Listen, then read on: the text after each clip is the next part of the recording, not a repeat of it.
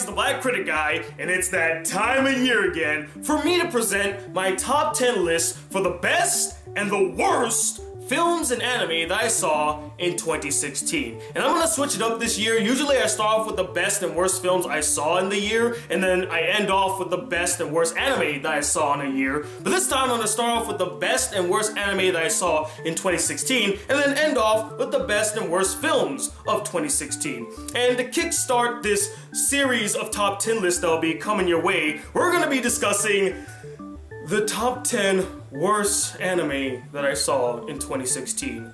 And I don't even need to describe what this list is about. The title says it all. These are the animes that I saw this year that just aggravated me to no end. My hatred for them burns hotter than the intensity of 1,000 suns, guys. I absolutely loathe these animes. And you know what? Enough with the pleasantries. Let's get on to the list, shall we? Starting off our list with is my number 10 choice, Engage to the Unidentified.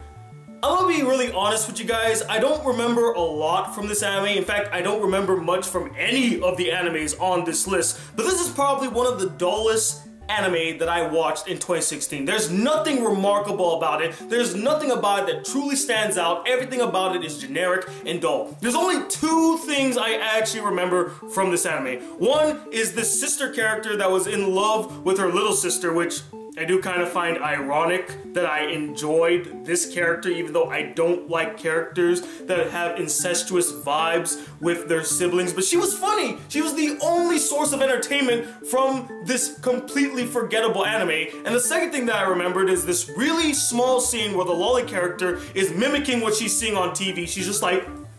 And I'm not gonna lie, that was freaking adorable. That was cute. Other than that, I don't know, there's like a love story and like these characters are some type of creatures and I don't fucking care, man. There's no bond between the main characters. They're all dull as shit, and let's just move on because who gives a shit about Engage to the Unidentified? Hurrying its way to the number 9 spot is Neko Monogatari, the narrative inferior predecessor to Bakemonogatari. This prequel is basically if you were to take Bakemonogatari, remove all the charm and likability from it, and then completely half-ass it. Sure, there are still some fantastic looking visuals in this anime, and I'm sure the play on words were still well done, but the plot is so unengaging and boring, and the characters come off as really unlikable, which is so surprising because we did like these characters previously. So what happened? And this is supposed to be the prequel story, before Bakemonogatari. How are the characters more despicable before than they are now? And for an anime series that is constantly praised for its visuals,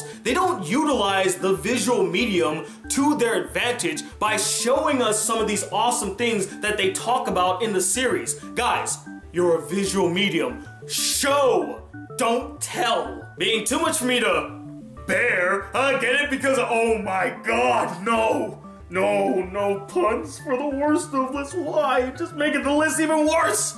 Oh my god. Number 7 is Yurikuma Arashi. Just go. Besides being a ludicrous tale about cute, cuddly bears that are so deadly, so dangerous, oh my god, they're coming right for us, that humanity actually had to build a physical wall separating the humans from the bears, it's also a weak-ass love story where the main romance is not as convincing or as dynamic as a romance that happens in just one episode.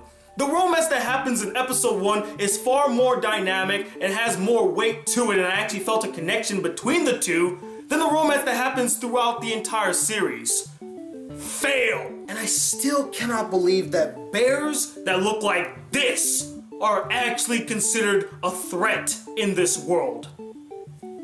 How in the fuck is that even possible? How were these things ever able to get the upper hand against humans looking like this?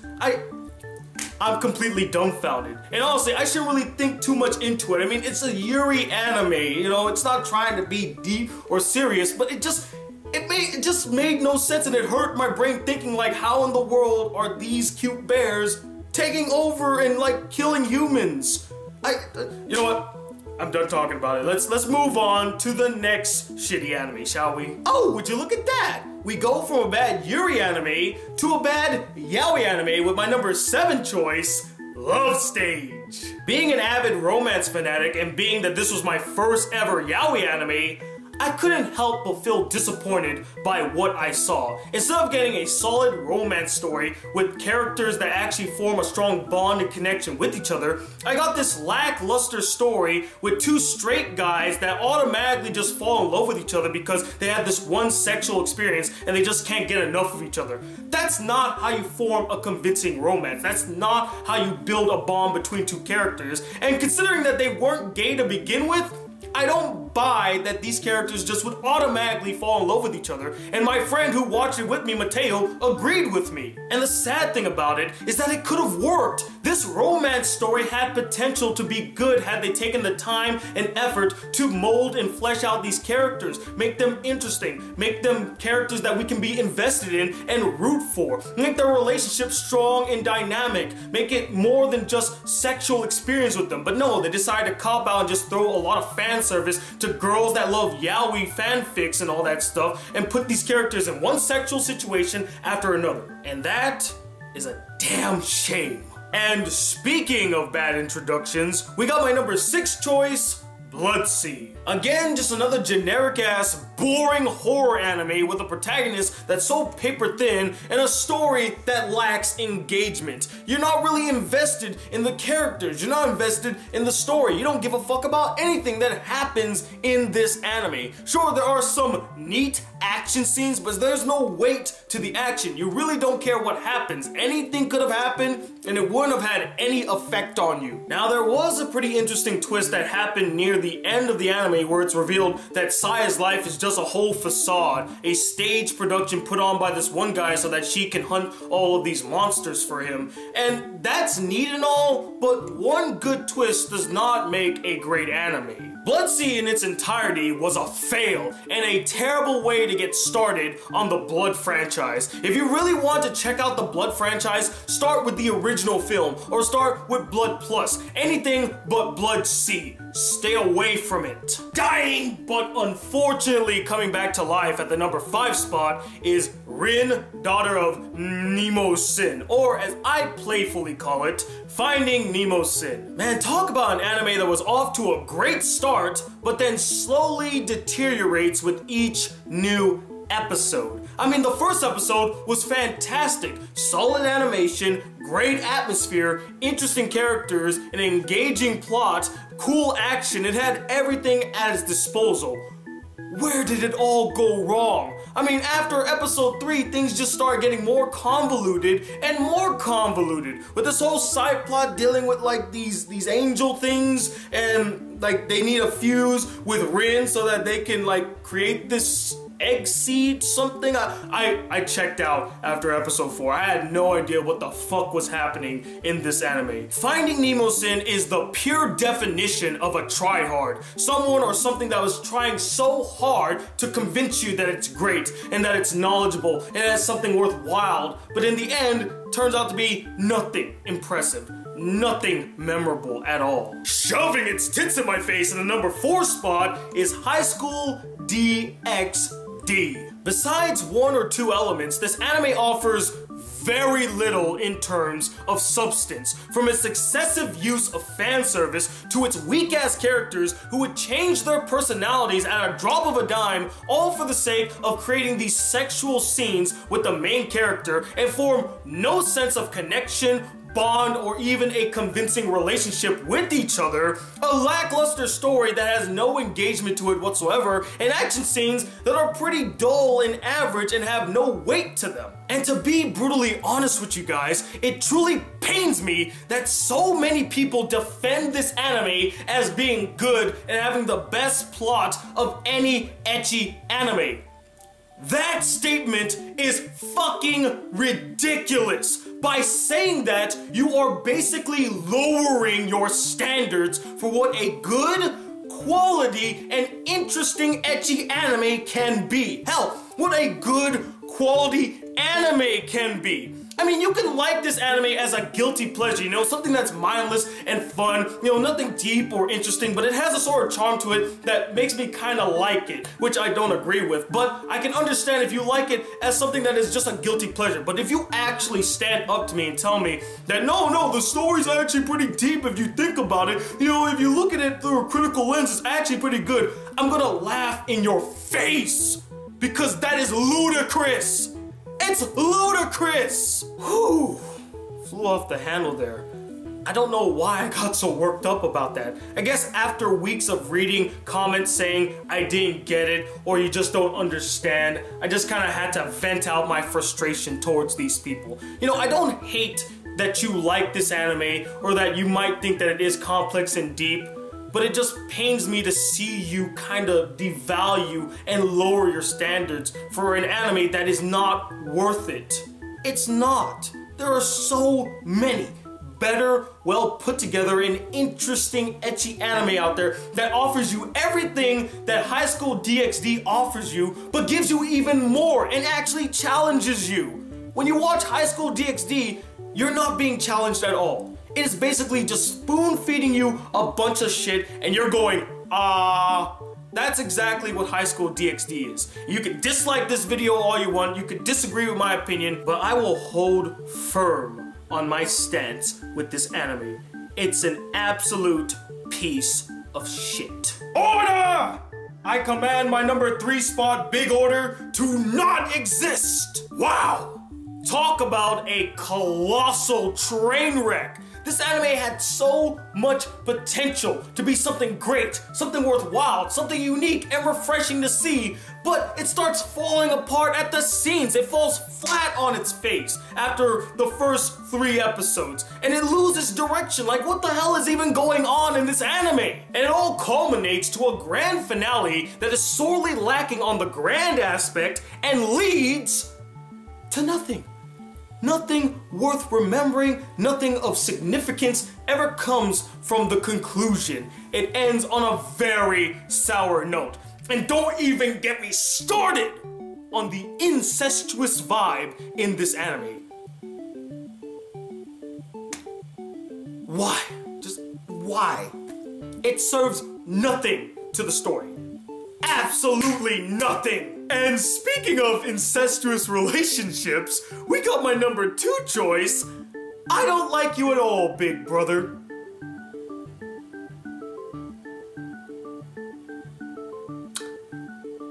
Fuck this anime.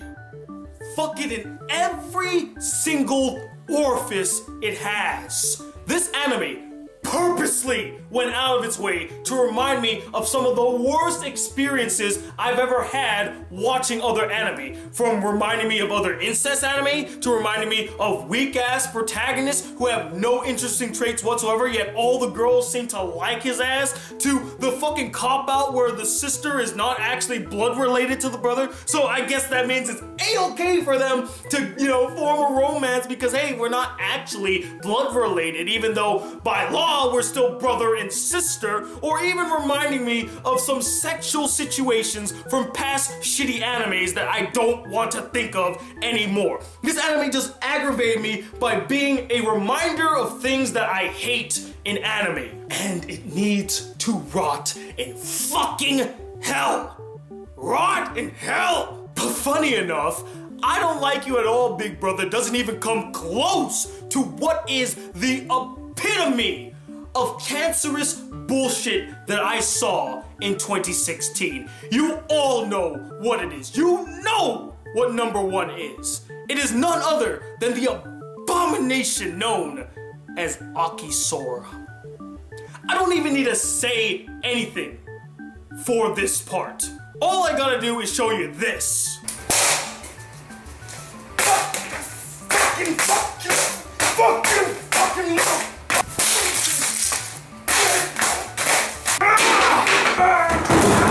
I've had it! What the fucking shit!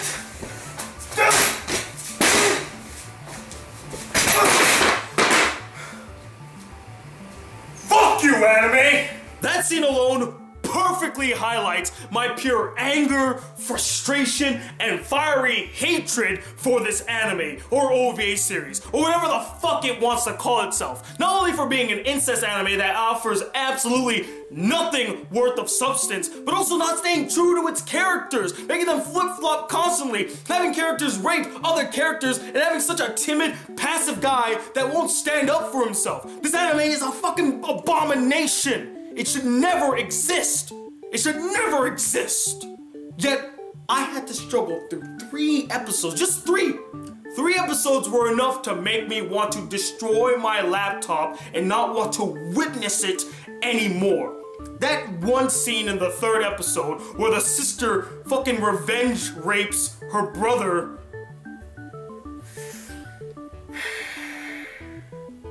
kind of makes me want to destroy a laptop again. But I'm gonna refrain from doing that. I'm going to keep it bottled in. I'm gonna keep it bottled in. I fucking hate this anime. I fucking hate it. Oh, it is without question the worst anime I saw in 2016. Feels good to finally get that off my chest. Now I never have to talk about these anime ever again. Thank the Lord.